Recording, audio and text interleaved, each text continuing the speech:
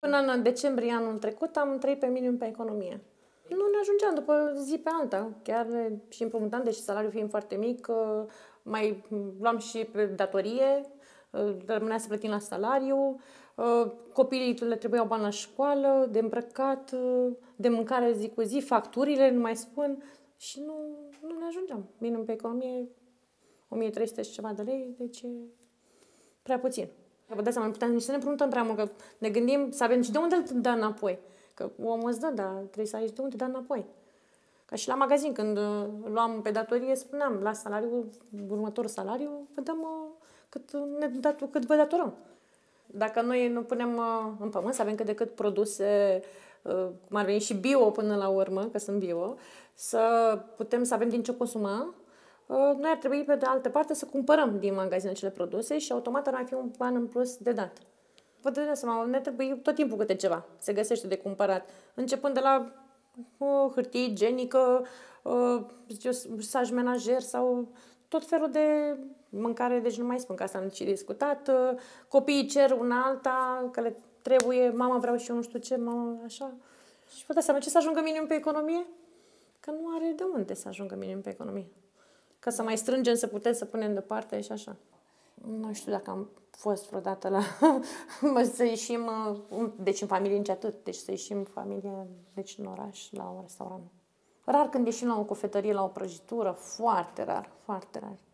Da. De mai ieșeam înainte, când eram la cofetărie, îmi chemam băiatul. De fiecare de la salariu, îl chemam din puțin ora la o prăjitură la oraș. O singură dată, mi-aduc aminte, deci când erau copiii foarte mici, am fost o singură dată la mare, atât ne-am permis, dar și aceea cu foarte multe restricții, ne-am limitat la ce ne-am permis, cât de cât.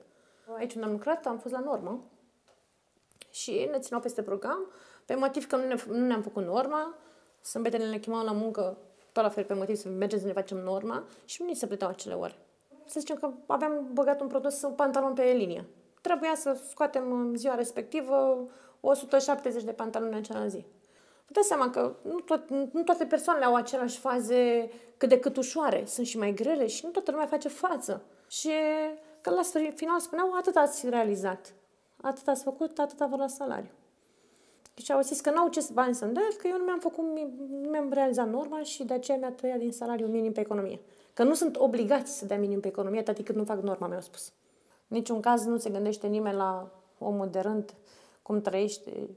Măi, chiar dacă n-are o școală, cum sunt eu, n-am o școală, ce știu, am terminat liceul și asta e, dar asta nu înseamnă că nu muncesc și nu merit un salariu mai bun, că eu chiar muncesc pentru salariul acela. Pentru copii n-aș pleca, deci nu. Să nasc copii, să plec să muncesc, nu.